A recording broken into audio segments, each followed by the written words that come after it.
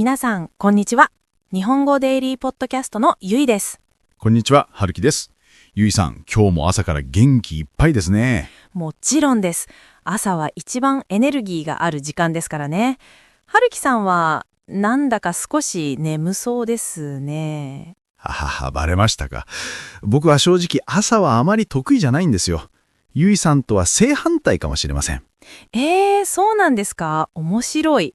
人によって一日の過ごし方って全然違いますもんね。そうですね。そこで今日のテーマなんですが、朝から夜まで私たちの一日と題して、僕たちの典型的な一日について話してみるのはどうでしょうか。リスナーの皆さんも自分の一日と比べながら聞くと面白いかもしれません。いいですね。私のパワフルな一日と、はるきさんの、のんびりした一日？のんびり。まあ、そう言えなくもないですね。では、早速始めていきましょじゃあ、まずは朝のルーティーンから話しましょうか。私は典型的な朝型人間なんです。毎朝5時半には起きます。う。5時半ですか。それは早い。僕がまだ夢の中にいる時間ですね。起きたらまず窓を開けて新鮮な空気を吸い込むんです。それから軽いジョギングに30分くらい行きます。朝日を浴びながら走ると本当に気持ちがいいんですよ。すごいな。僕はまず目覚まし時計との戦いから一日が始まります。7時にセットしてるんですけど、スヌーズ機能を3回は使いますね。わかります、その気持ち。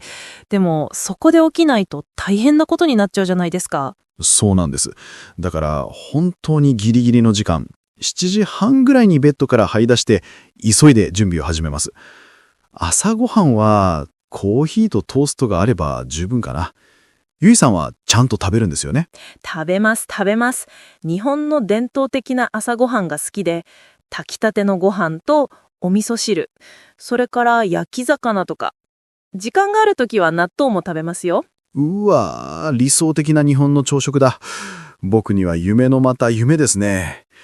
朝そんなにいろいろ準備する時間もエネルギーもないです。朝の僕ってなかなかエンジンがかからないんですよ。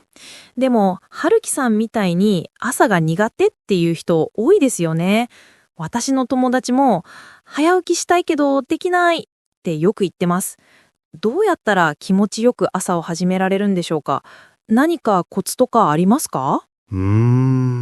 僕も専門家じゃないから偉そうなことは言えないですけど、無理に朝方になろうとしなくてもいいんじゃないかなと最近は思うようになりました。大切なのは自分なりのリズムを見つけることだと思います。僕みたいに朝が弱いなら夜の時間を有効に使うとか。なるほど。自分なりのリズムか。確かに無理やり早起きしても一日中眠いだけじゃ意味ないですもんね。ええ。だから僕の朝の目標は時間通りに家を出ること。ただそれだけです。シンプルでいいですね。そういえば、日本の会社や学校では朝にラジオ体操をするところが結構ありますよね。ありますね。ラジオ体操はもう90年以上も前に始まった国民的な健康体操で、ピアノの音楽に合わせて体を動かすんです。夏休みになると子どもたちが朝公園に集まってラジオ体操をするのが昔からの夏の風物詩でした。そうそう。私も小学生の時、毎朝スタンプカードを持って公園に行ってました。体を動かすと頭もすっきりしますよね。体には良いと分かっているんですけどね。僕には少しハードルが高いかな。じゃあ次は日中の過ごし方について話しましょうか。仕事とか勉強とか。私は午前中が一番集中できるゴールデンタイムなんです。やっぱり朝から活動的ですもんね。はい。だから一番頭を使う難しい仕事は絶対に午前中に終わらせるようにしています。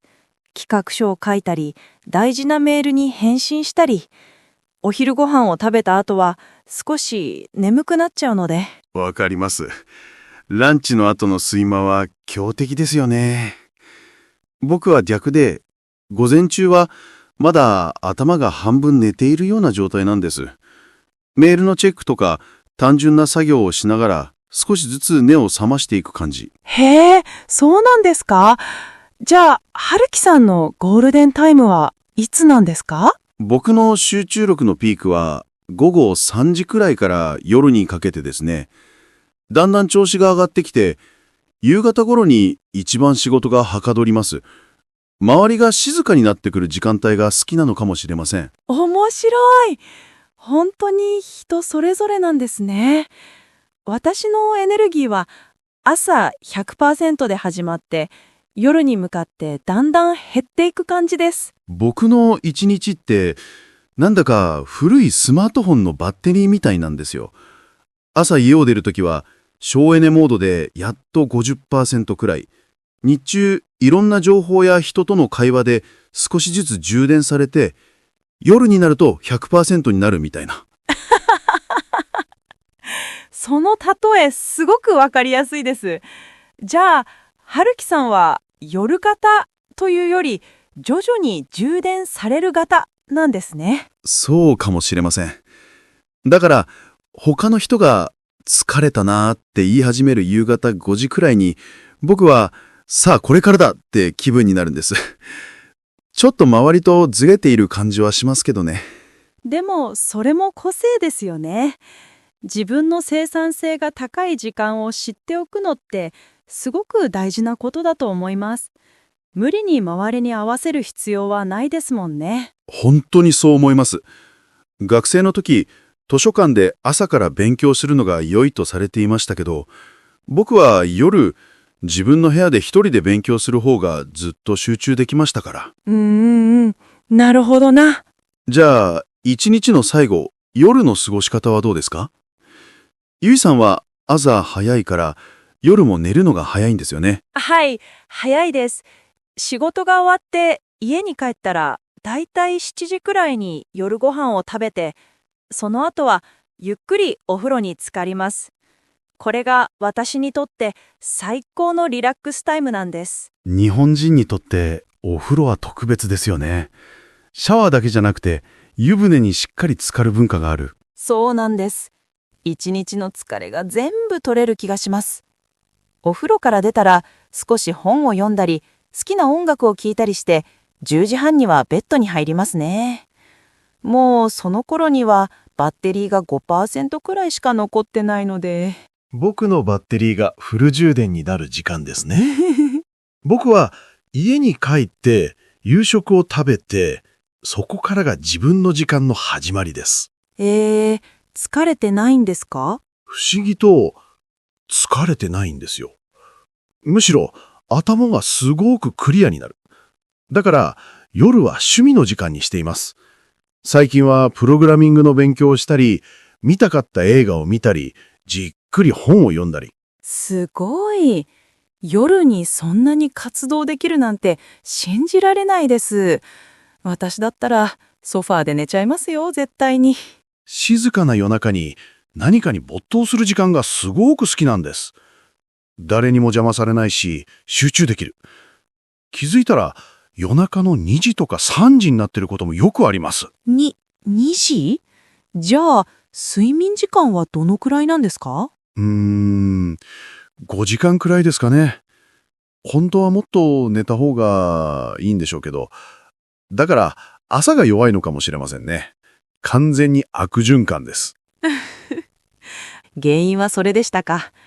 でも、朝型の私と夜型の春樹さん、一日の使い方は全く違うけど、それぞれな自分の好きな時間、大切な時間を持っているっていうのは同じですね。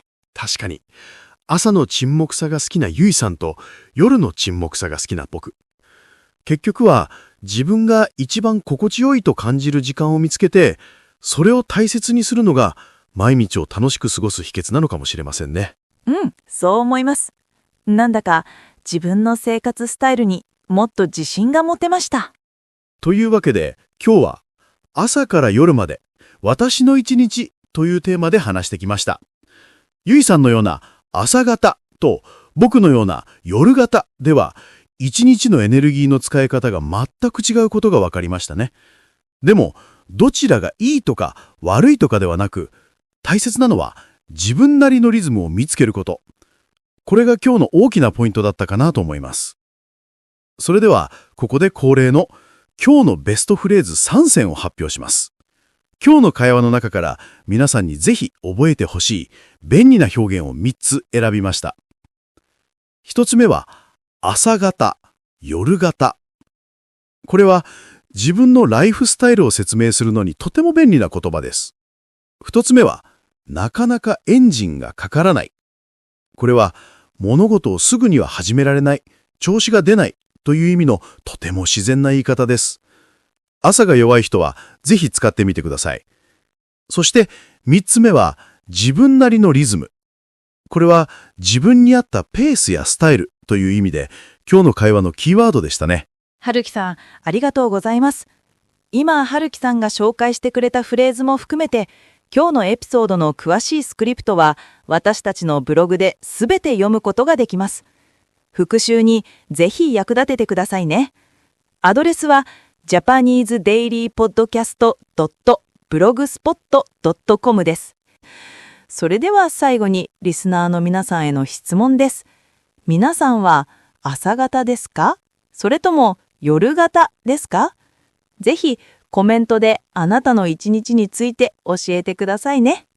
朝の過ごし方、夜の楽しみ方、何でもいいのでシェアしてもらえると嬉しいです。皆さんのコメント楽しみにしています。